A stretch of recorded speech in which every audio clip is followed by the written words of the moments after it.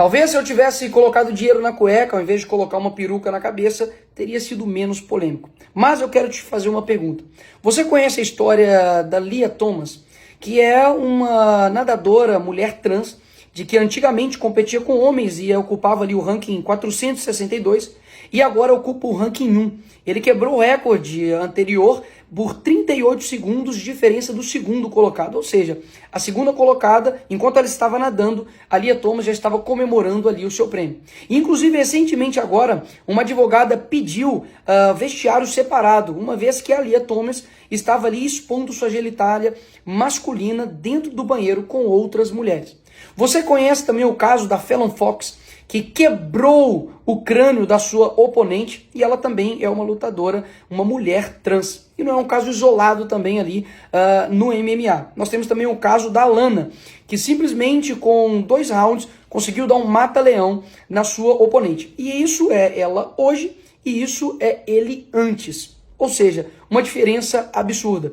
E por fim, o caso também do pivô da Gabrielle Ludwig, que também é um transexual de 50 anos, que nada mais, nada menos, entrou ali para poder competir uma competição de basquete da Califórnia com garotas. E dá só uma olhada aí na diferença de tamanho e biológica em todas elas. E isso não é exclusivo do mundo dos esportes. Nós temos, por exemplo, a Caitlyn Jenner, que antigamente ele era assim e agora está dessa forma. E foi eleito uma das mulheres do ano.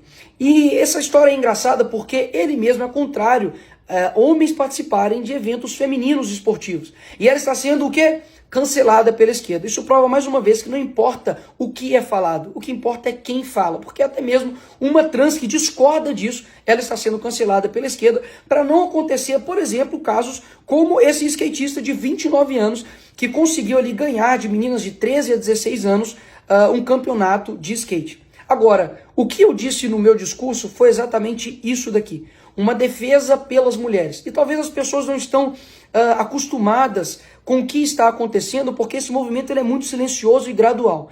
Antigamente, tudo que o movimento ativista, LGBT e feminista queria era privacidade. Nós vamos fazer tudo aqui dentro das 4 paredes e não queremos mais mexer com ninguém. Mentira. Hoje nós estamos percebendo que o meu discurso, eu tinha razão. Afinal de contas, bastava ser contrário a eles que você é considerado um criminoso. E basicamente o que acontece hoje é que as mulheres, sim, estão perdendo espaço para homens que se sentem mulheres. Afinal de contas, todos esses exemplos aqui que eu dei, né, caso isolado número 1.380.000, tem acontecido de forma gradual. E isso faz com que as mulheres atletas se sintam descredibilizadas, desmotivadas, desanimadas. Afinal de contas, basta um homem entrar e simplesmente vai quebrar toda a luta, todo o exercício, todo o treinamento que ela fez para poder atingir aquele patamar. E para não acontecer isso com outras pessoas, que eu me coloco aqui realmente na posição de sacrifício, de tomar pancada de todos os lados, para que isso não chegue, por exemplo, até a sua filha. Porque já existem casos hoje de homens que entram, por exemplo, para poder se depilar e a profissional recusa, afinal de contas, ela foi profissionalizada para poder depilar mulheres e elas estão sendo taxadas de criminosas e transfóbicas. Existem casos, por exemplo, de homens que se sentem mulheres que vão até o salão de beleza para poder fazer a sobrancelha e a profissional recusa e também acontece um cancelamento. Afinal de contas, ou você aceita ou caso contrário você se torna um criminoso.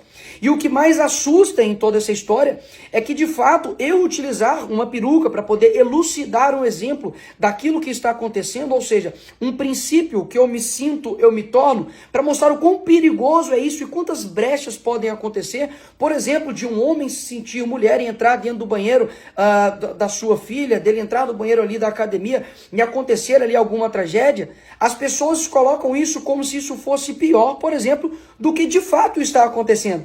Nós temos uma perda do espaço das mulheres para todo um ativismo, bem gradual, bem silencioso, mas muito efetivo. E o que anteriormente era somente uma vontade de lutar por direitos, hoje, na verdade, o desejo da pessoa se torna um dever para o outro. E pior, ele tem que se tornar, inclusive, uma lei. Caso contrário, você será sancionado. E ainda tenho que ver ainda parlamentares, judiciários, todos sistematizados para poder, por exemplo, cassar o meu mandato ou aplicar ali uma sanção judicial. Isso beira a infantilidade. Afinal de contas, o artigo 53 me dá total liberdade para palavras, votos e opiniões ali na tribuna. Ou seja, o que eles estão querendo fazer é uma retaliação para poder tentar me parar e poder colocar panos quentes no posicionamento conservador. E se eu não me coloco nessa guerra para poder atacar e dizer aquilo que eu penso, sabe o que eles vão fazer? Eles vão ir nos silenciando e colocando uma espiral do silêncio até que todo mundo tenha que aceitar. Caso contrário, vai acontecer essas coisas aqui que já estão acontecendo. Confeitaria é condenada a pagar 336 mil por se recusar a fazer bolo em apoio ao casamento gay. Aqui no Rio de Janeiro, um pastor é acusado de homofobia por se recusar a fazer casamento. Nos Estados Unidos, a justiça determina que fotógrafa cristã não pode recusar casamento gay. Justiça obriga designer cristã a fazer sites de casamento gay. Todos os outros movimentos que já passaram anteriormente na humanidade, nunca, nenhum deles quiseram a aprovação de todos. Mas o ativismo LGBT, e repito aqui, é o ativismo mais persecutório que existe. Ou você concorda, ou caso contrário, você deve ir para a cadeia. Cadeia que, inclusive, não pode abrigar menores que cometem estupro, latrocínio, roubo, mas pode abrigar um deputado que está no seu exercício. E quanto aos parlamentares que querem aí ganhar os seus likes, a sua fama em cima do que aconteceu, para pensar em quem de fato defende a liberdade. Eu fui atacado, por exemplo, de pedófilo publicamente por parlamentar que está dentro desse Congresso.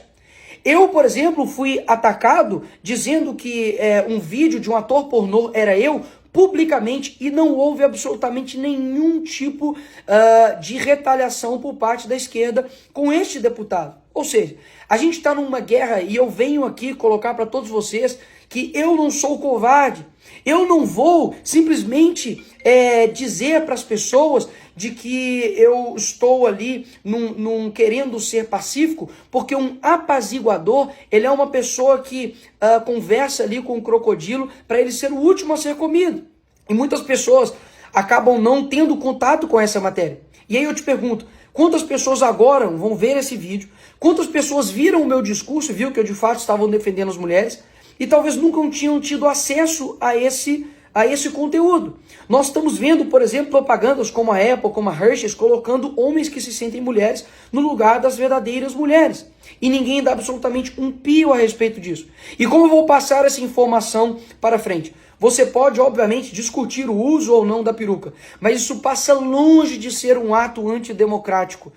Até mesmo porque naquele ali plenário, pessoas, por exemplo, já utilizaram foguetes, né, que soltam ali papéis picados, deputadas, por exemplo, que já usaram o plenário para poder discursar um poema feminista e dizer que ela é uma mulher e ela é puta. Ou seja, na verdade o que está acontecendo é uma supressão de poucos, é uma indignação seletiva. E por que a esquerda está completamente desesperada com o que eu disse?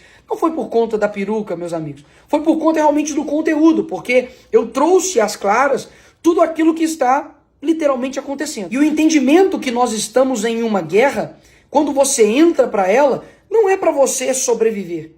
Uma guerra não é para você tomar menos tiros e machucar menos. É para você enfrentar. É para você ter uma missão e cumpri-la e vencê-la. Então, se for necessário passar por processos desgastantes de sacrifício para que as pessoas entendam o que nós estamos dizendo, sem simplesmente focar na forma, mas no conteúdo, eis-me aqui. Eu serei a pessoa que irei fazer isso. Vai precisar de muito mais pressão, de muito mais retaliação para eu poder sentir isso aqui, ó, um pouquinho, realmente, para poder me balançar, para que eu deixe de defender a verdade.